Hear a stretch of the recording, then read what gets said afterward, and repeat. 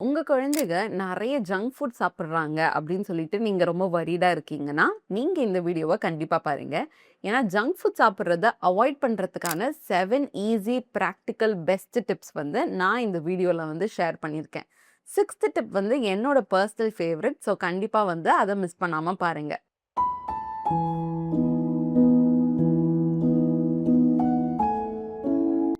என் பேரு வைஷ்ணவி. நான் ஒரு பீடியாட்ரிக் ஸ்பீச் தெரபிஸ்ட்.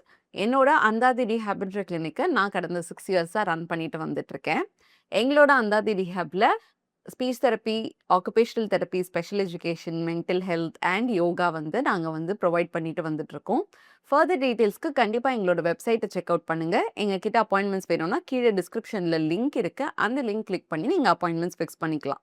இப்போ ஜங்க் ஃபுட்ட எப்படிலாம் அவாய்ட் பண்ணலான்றதுக்கான 7 டிப்ஸ் வந்து நம்ம பார்க்கலாம். ஃபர்ஸ்ட் டிப் என்னன்னா, ஃபர்ஸ்ட்டு நீங்க பை பண்ணாதீங்க. அத நெறைய வாங்கி, வாங்கி வீட்ல வச்சுட்டு இருந்தா, கண்டிப்பா அத பார்க்கும்போது சாப்பிடணும் அப்படின்னு தான் தோணும். ஸோ வாங்கவே இல்ல, அது வீட்ல இல்லவே இல்ல அப்படின்னா, அது வந்து நம்மளுக்கு தோணவே தோணாது. ஸோ வந்து சிப்ஸு, அதுக்கப்புறம் பிஸ்கெட்ஸு, ஒரு ஐஸ்கிரீம்ஸு, குக்கீஸு இந்த மாரியான விஷயங்கள வந்து டக்குனு நம்ம ஒன் டே டோட்டலா நம்ம ஸ்டாப் பண்ண முடியாது. பட் அளவ நீங்க கம்மி பண்ணிட்டே வாங்க. ஃபார் எக்ஸாம்பிள் நீங்க யூசுவலா வந்து 500 கிராம் பாக்கெட் வாங்குறீங்கன்னா, 300 கிராம் பாக்கெட் வாங்க ஆரம்பிங்க. அதுக்கப்புறம் 100 கிராம் பாக்கெட் வாங்க ஆரம்பிக்கிறது. 1 வீக் ஒன்ஸ் வாங்குறது, 2 வீக்ஸ் ஒன்ஸ் வாங்குறது, அந்த மாதிரி கொஞ்சம் டிலே பண்ணிட்டே இருங்க. ஸோ நீங்க எவ்வளோக்கு எவ்வளோ கம்மியா வாங்குறீங்களோ, கன்சப்ஷனும் கம்மியாயிடும். ஸோ இதுதான் என்னோட ஃபர்ஸ்ட் டிப். 2வது பார்த்தோம்னா, குழந்தைங்களுக்கு பெரும்பாலும் அந்த ஜங்க் ஃபுட் ஆர் வந்து அந்த வெளியில வாங்குன பேக்கேஜ்டு ஃபுட்ல அந்த பாக்கெட்டோட சாப்பிடுறதுல வந்து ஒரு மோகம் வந்து கொஞ்சம் ஜாஸ்தியா இருக்கும். ஸோ நீங்க என்ன பண்ணலாம், அந்த பாக்கெட்ல இருந்து பிரிச்சு உங்களோட வீட்ல இருக்கிற கப்பு ஆர் உங்க வீட்ல இருக்கிற தட்டுல நீங்க அத வந்து ட்ரான்ஸ்ஃபர் பண்ணி குடுங்க. அப்படியே பாக்கெட்டோட குடுக்காதீங்க. பாக்கெட்டோட குடுக்கும்போது, அந்த பாக்கெட் ஃபுல்லா காலி பண்ணணும் அப்படின்ற ஒரு தாட் வந்து அந்த குழந்தைக்கு வரும். அண்ட் ஆல்சோ வந்து அ அந்த பாக்கெட் அந்த பாக்கெட்டோட இருக்கிற அந்த அட்ராக்ஷன் ஆர் அந்த கலர்ஃபுல்னஸ் அதுதான் வந்து அவங்கள வந்து இன்னும் இன்னும் தூண்டும். இன்னும் இன்னும் வாங்குறதுக்கு. ஸோ அதனால எப்பவுமே நீங்க வந்து வீட்டுக்கு வந்து அத கட் பண்ணி வேற ஒரு பவுல்ல ட்ரான்ஸ்ஃபர் பண்ணி நீங்க குடுக்க, இதுவுமே வந்து ஒரு நல்ல ஸ்ட்ராட்டஜியா இருக்கும். அடுத்தபடியா பார்த்தோம்னா, கண்டிப்பா ஒரு ரூல் செட் பண்ணுங்க. இந்த பேக்கேஜ்டு ஃபுட்ட பார்த்துக்கிட்டே டிவி சாப்பிடுறது கண்டிப்பா பண்ணக்கூடாது அப்படின்ற மாதிரி. ஏன்னா, இது வந்து நாளடைவுல மைண்ட்லெஸ் ஈட்டிங் ஹேபிட்ட வந்து ஃபார்ம் பண்ணும்.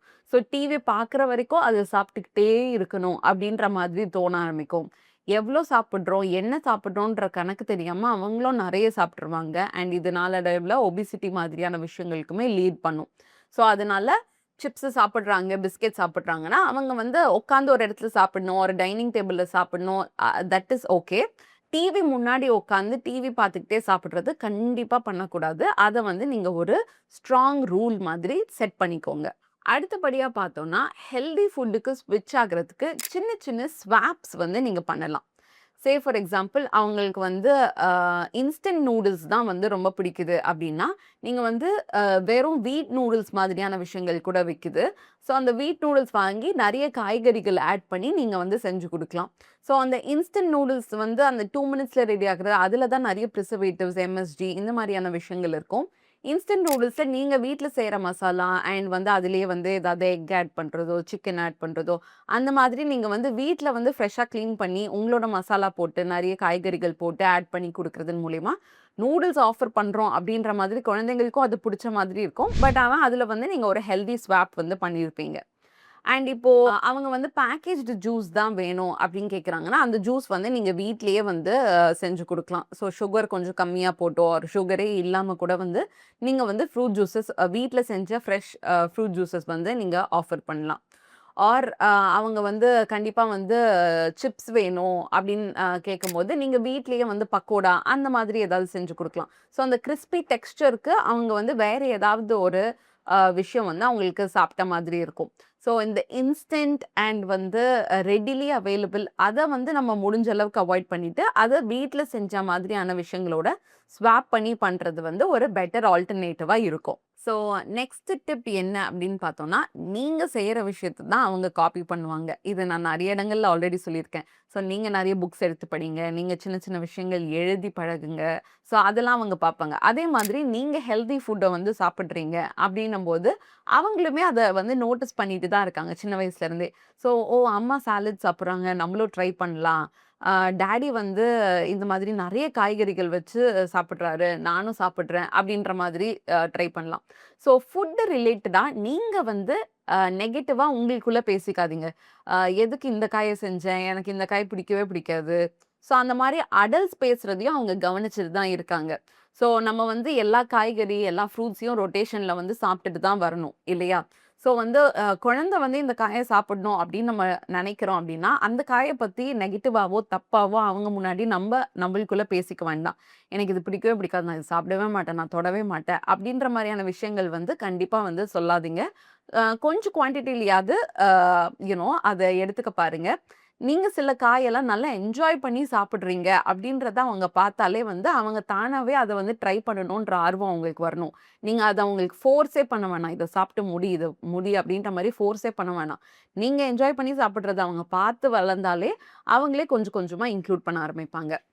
6த் டிப் என்னோட ரொம்ப ஃபேவரைட் டிப்ன்னு நான் சொன்ன விஷயம் இதுதான்.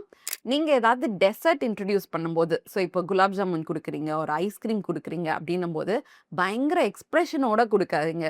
ஏன்னா, ஜென்ரலாவே நம்ம பண்ற விஷயம் இதுதான். ஸோ தாத்தா, பாட்டி ஆகட்டும், ஆர் ஏதாவது மாமா ஒரு சித்தப்பா யாராவது வராங்கன்னா, "நான் உனக்கு ஐஸ்கிரீம் வாங்கிட்டு வந்திருக்கேன்" அப்டின்றத அது ரொம்ப மிகைப்படுத்தி, அது ரொம்ப வந்து பயங்கர எக்ஸ்பிரஷனோட குடுக்குறாங்க. அ ஏன்னா யாருமே வந்து ஒரு கீரை சாதத்தையோ, இல்ல வந்து ஒரு பீட்ரூட் பொரியலையோ, "நான் இன்னைக்கு உனக்கு பீட்ரூட் பொரியல் செஞ்சிருக்கேன்" அப்படின்னு சொல்லிட்டு மிகைப்படுத்தி குடுக்க மாட்டாங்க, இல்லையா? ஸோ இந்த ஐஸ்கிரீம், டெசர்ட் இதெல்லாம் வந்து மிகைப்படுத்தி குடுக்கும்போது, அந்த குழந்தைக்கு என்ன ஆகுதுன்னா, "ஓ! இதுதான் வந்து ரொம்ப ஒஸ்தி போல. இதுதான் வந்து ரொம்ப சூப்பரா இருக்கும் போல. இதுதான் செம்ம டேஸ்ட்டா இருக்கும் போல" அப்படின்னு சொல்லிட்டு ஒரு விஷயத்த நம்பள அறியாம அந்த குழந்தைக்கு ஃபீட் பண்றோம். ஸோ இத குடுக்கும்போது தான் நம்ம எக்ஸ்பிரஷன் பயங்கரமா இருக்கு. மத்த ரெகுலர் ஃபுட் குடுக்கும்போது, "இந்தா சாப்பிடு" அப்படின்ற மாதிரி குடுக்குறோம்னா, "ஓ! இதெல்லாம் சும்மா சாதாரண ஃபுட் போல" அப்படின்ற மாரி குழந்தை நெனச்சுக்கும். ஸோ குழந்தைங்கள பொறுத்தவரைக்கும் நம்ம எப்படி அத ரெசிப்ரோகேட் பண்றோம், நம்ம எப்படி ஒரு விஷயத்த வந்து அணுகுறோமோ, அத பார்த்து தான் அவங்க கத்துக்குவாங்க. ஸோ, அதனால இந்த ஐஸ்கிரீம் அண்ட் குலாப் ஜாமுன ரொம்ப ஹைப்பும் பண்ண வேண்டாம்.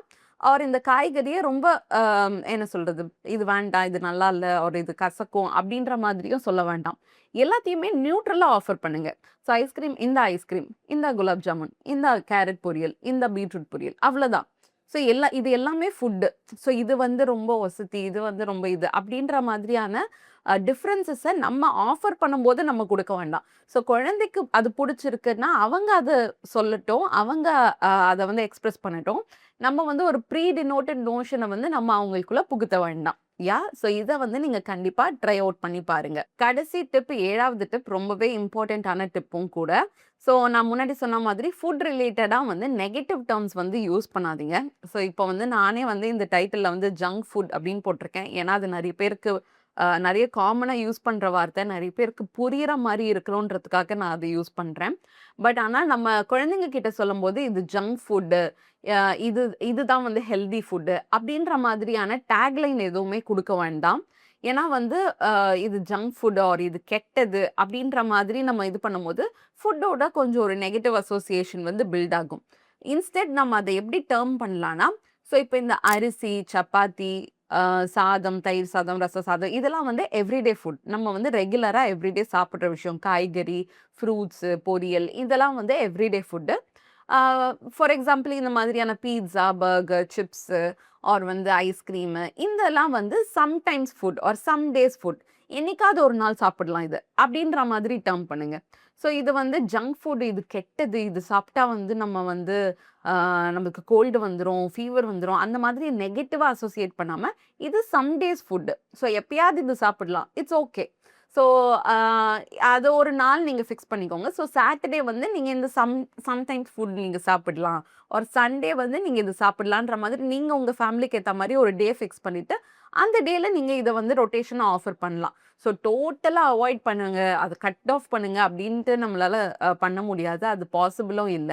ஸோ அது வந்து இன்னுமே வந்து ரெஸ்ட்ரிக்ஷன் நம்ம போட்டோம்னா இன்னுமே அவங்களுக்கு வந்து கோவம், ஃப்ரஸ்ட்ரேஷன் இன்க்ரீஸ் தான் ஆகும். இன்ஸ்டெட் இதெல்லாம் வந்து எவ்ரிடே ஃபுட்டு, இதெல்லாம் வந்து சம் டேஸ் ஃபுட்டு அப்படின்ற மாதிரியான வார்த்தைகள் யூஸ் பண்ணுங்க. ஸோ ஸோ தட் அவங்க ஃபுட்ட எப்படி பார்க்குறாங்க, ஃபுட்டோட எப்படி ஒரு ரிலேஷன்ஷிப்பை வந்து மெயின்டெயின் பண்ணுறாங்கன்றதே வந்து நல்லபடியா டெவலப் ஆகும். அந்த கண்ணோட்டமுமே மாறும். ஸோ இந்த டிப்ஸ் எல்லாம் யூஸ் பண்ணி கண்டிப்பா உங்க குழந்தைகளோட இந்த ஜங்க் ஃபுட் கன்சப்ஷனை நீங்க கம்மி பண்ணீங்க அப்படின்னா, கண்டிப்பா நான் ரொம்பவே சந்தோஷப்படுவேன். உங்களுக்கு வேற ஏதாவது டிப்ஸ் வந்து வொர்க் ஆயிருக்கு. ஏன்னா நீங்களும் பேரண்ட்ஸ், நீங்க இத்தன வருஷமா நெறைய விஷயங்கள் ட்ரை அவுட் பண்ணியிருப்பீங்க. உங்களுக்கு எதெல்லாம் வொர்க் ஆயிருக்கு அப்படின்ற விஷயத்தையும் நீங்க கீழ கமெண்ட் செக்ஷன்ல பதிவு பண்ணுங்க. ப்ராபப்ளி அது வேற ஒரு பேரண்ட்டுக்கு கண்டிப்பா ஹெல்ப்ஃபுல்லா இருக்கலாம். உங்களுக்கு இதுல ஏதாவது சந்தேகங்கள் இருந்தாலும் கீழ கமெண்ட் செக்ஷன்ல பதிவு பண்ணுங்க.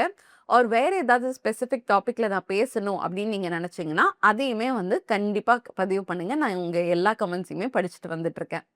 மீண்டும் அடுத்த வாரம் இன்னொரு இன்ஃபர்மேட்டிவான வீடியோவோட நான் உங்கள சந்திக்கிறேன். நன்றி.